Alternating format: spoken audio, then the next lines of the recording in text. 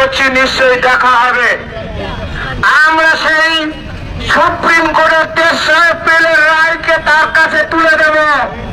রাজ্য সরকারের যে এবি ফাইল সেই হার্ড কপি আমরা তুলে দেব। আমরা তুলে দিতে চাই তারা যে বেআইনি নোটিশ এবং গেজেট প্রকাশ করেছে সেটাকে বাতিল করতে হবে। আমরা সেই কপি তুলে দিতে চাই। রাজ্যের মুখ্যমন্ত্রীকে সত্যের মুখোমুখি দাঁড় করাতে চাই।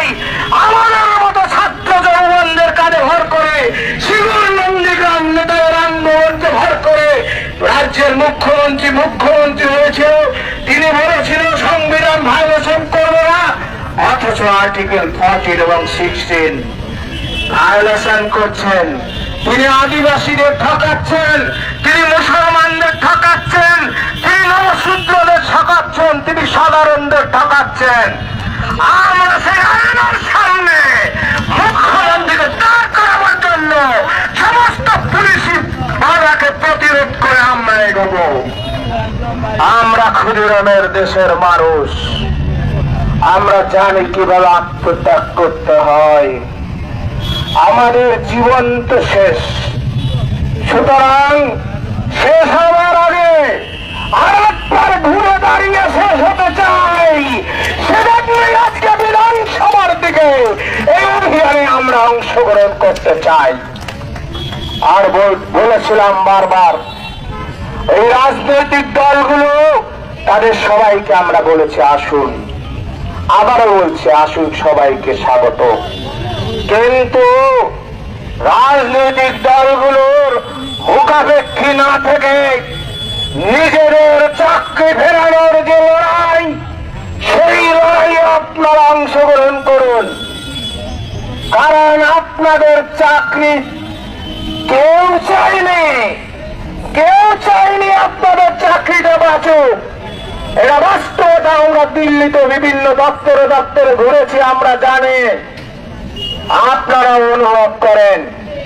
সিবিআই এর কাছে যে 2300 জন যারা চিঠি দিয়ে জানিয়েছিল কাদের কাছে টাকা দিয়েছে, কোন 52 জন হেডমাস্টার সহযোগিতা করেছিল, কোন নেতার কাকে টাকা দিয়েছিল, আমরা সেই তাদের নামটাও জানি। তাদের সিবিআই চার্জশিটেও তাদের নাম আছে। সুতরাং লড়াইটা চলবে।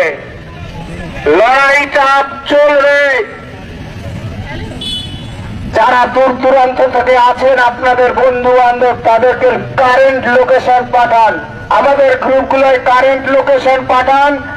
আমাদের যে নির্ধারিত সময় তার হয়তো কিছু 2-10 মিনিটের মধ্যে আমরা শুরু করে দেব। কিন্তু সুতরাং আপনারা প্রস্তুতি নিয়ে আমাদের যে ছোট ছোট ব্যানার গুলো আছে আপনারা বার করে নিন। গ্রুপ ডির যে ম্যাডাম, তাকে যে ব্যাগ দিয়েছি তার হাতে থাকবে। এখানে যেগুলো ঝুলিয়ে রেখেছেন আপনারা সেগুলো প্রত্যেকে হাতে নিন। আমরা বলতে চাই, এই যে আন্দোলনে আপনারা এসেছেন, এখানে কোনো নেতা নাই, আপনারাই নেতৃত্ব। আপনারা যারা আছেন আপনারাই মিছিলকে সাজিয়ে নিয়ে যাবেন।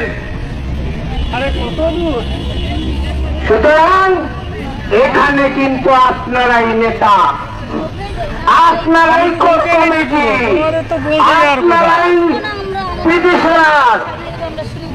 এই দায়িত্ব আপনাদের। পৌঁছে গেছি, তোমরা কোথায়? শরীফুল ভাই